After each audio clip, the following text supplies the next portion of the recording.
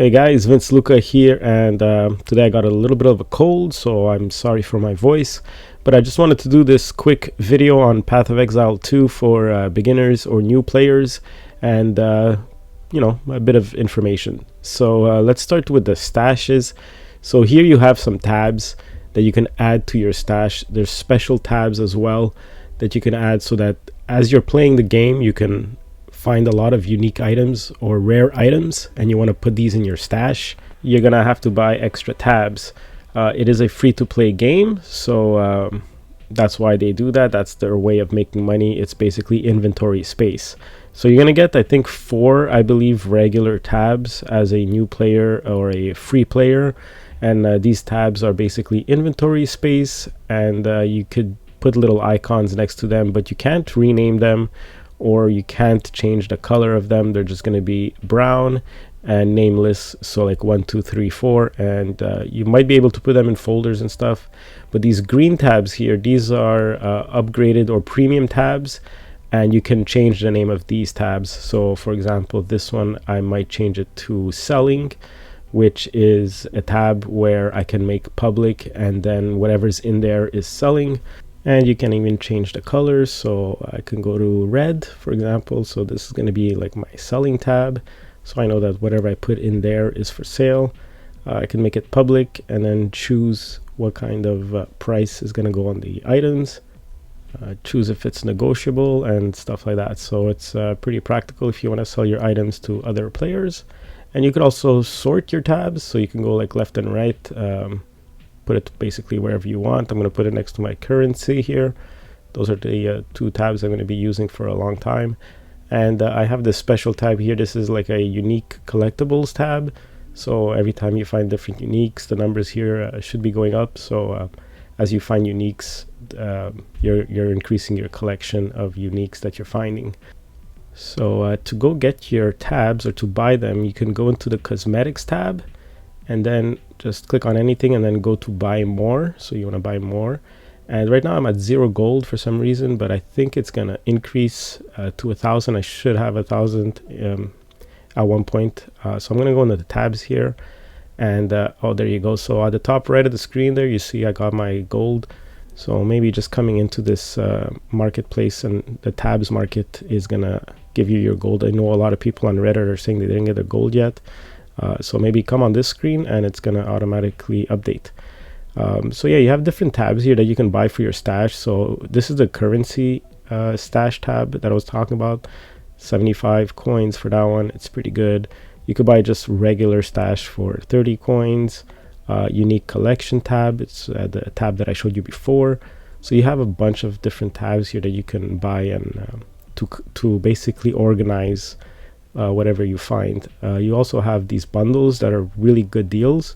So 150 for 6 tabs, or 200 if you want to change the color and make them public or selling. So 200 coins is not bad of a price for that. It's about maybe 20 bucks or something like that. But it's going to give you 6 tabs like that, so it's worth it. And then the rest is some cosmetics. I'm not a big cosmetics player. I don't spend money. I don't think I've ever spent any money on cosmetics. So but if you are type of player that likes that, you can go ahead and spend some money on that. But you could also get like extra character slots. Maybe that's something I'll buy eventually. And there's a lot of sales, so if you don't mind waiting for the tabs to go on sale, you can also do that. They do that a lot. This company puts the stash tabs on sales quite often, so if you want, you can wait maybe once a month. They'll put it on sale. But if you really need that inventory space, then buying those tabs is super important. Next up, we have the salvage bench, which is super useful. Eventually, you're gonna unlock it. At the beginning of the game, it's not there, but quite early in the game, it's gonna unlock. And at the salvage bench, you can salvage items that have quality, and those quality things can increase your other items. So make sure not to sell or drop anything that has quality. Go scrap it first. Another good tip for new players is you have the scroll of wisdom that identifies magical items. Don't use these. Really use them only if you really need to, because eventually at the beginning of the game you're going to have the hooded one who's going to show up into town, and he could identify all of your inventory for free. So don't use those scrolls, only use them if you really need to.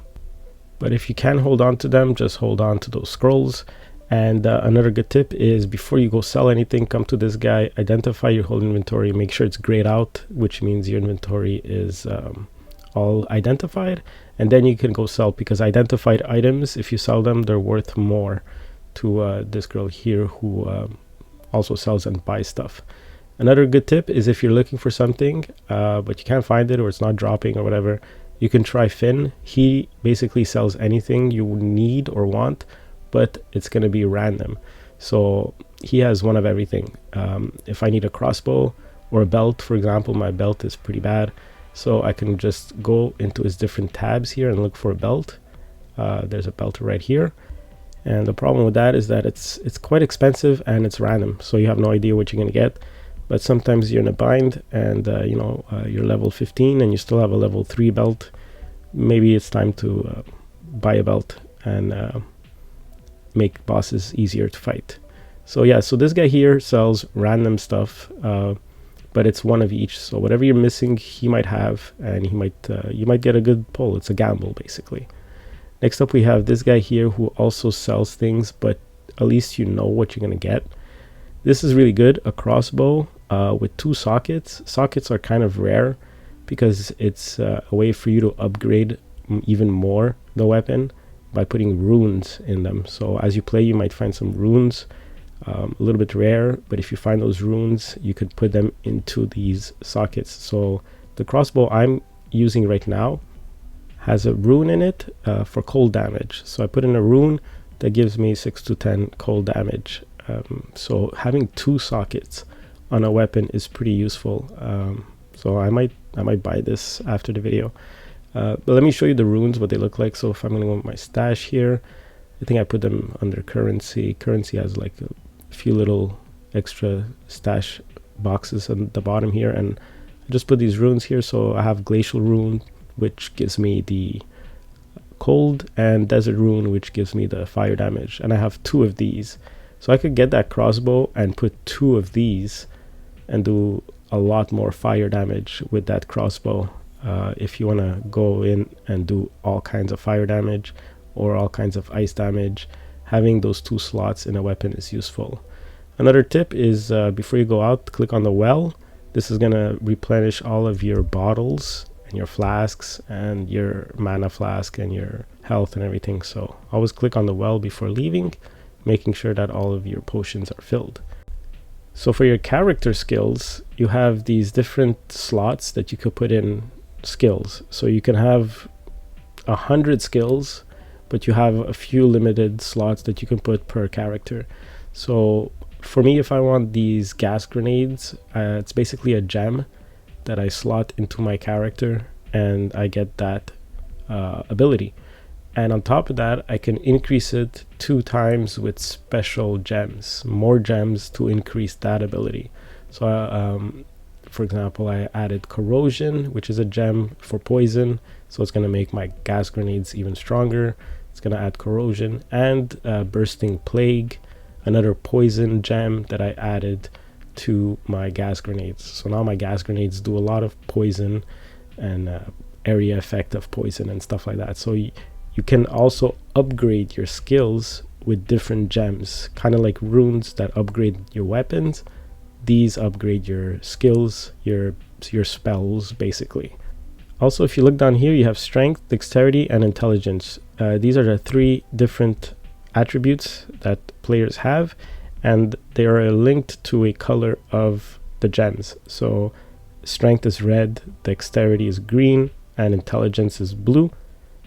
So in total, I can have 5 red gems, 5 green gems, and only 1 blue gem attached to my skills. So pay attention to that. If you only have 1 blue skill available or 1 intelligence, try not to get too many blue gems, because then you won't be able to even socket them.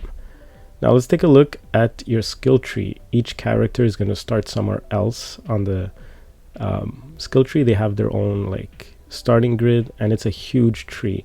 So before deciding where you want to start putting points, maybe start at the beginning putting 2 or 3 points wherever you want, but eventually try to figure out where you want to go, so that you know where to put your points. And what's really cool is that on the edge of the map, let me see if I go down all the way to the edge, there's different shapes that kind of tell you what it's for. This is a sword, obviously, and it's going to give you sword damage. So if you want to do swords, you might want to go there. I do crossbow, so I might go here because this is all extra crossbow damage. So I might try to end up there if I'm using crossbow. This is a spear, so if you're using spear, you want to go there. This is the bow. So it's really interesting how they shaped everything so that it matches the actual weapon, which is pretty cool. So you don't have to like look around to see what you're looking for. And I believe obviously these are probably the strongest kind of nodes that you want to get to. This is all like elemental stuff. This is for minions. So if you have minions, you might want to go up there. Sentinels, shields. So if you're a warrior and you're using shields to block and stuff like that, that can be useful. And another thing, if you are an archer, you can still use a shield. Just so you know, if you want, you can use a shield and a one-handed weapon as well as your bow or crossbow, which can be really fun. So play around with your build. You really can do anything you want. If you want to, you can be a sorceress with a shield if you really want to. It's possible, it's doable, which is really cool in this game. To be honest, the builds are gonna be limitless here. You can do whatever you want, basically play however you want. You could literally make almost any character. You could start right off the bat, go down and then left and do all around and go all around and get whatever nodes you want from other classes as well. Also, another good tip is to go to your characters tab and check what's low and maybe work on that. I don't suggest going glass cannon in this game. The developers have said that you're gonna need resistance. So right now I don't have any lightning or chaos, so I'm gonna have to work on that. Another good tip is when you go to your quests, there's the map, so it tells you like what you need to do, where your quests are and all that. And there's a little button here on the side that also goes underground, because you do have travel nodes underground that you can use. So if you didn't see that little button there on the right side, if you're already playing and you didn't know that, hopefully this tip helps. And if you're a new player, just remember that you have a little button there that brings you to the underground part of the map, which is kind of useful. I didn't know about it for quite a while, and when I figured it out, I decided, I mean, whatever, it's an extra tip to share in case you didn't know about it. But that's it for now. My next video is going to be options on graphics for console players, so make sure to check that out and subscribe for more videos like this. I'll be doing a lot of Path of Exile stuff, so hopefully you join me and we learn together. Thanks for watching, and I'll see you next time.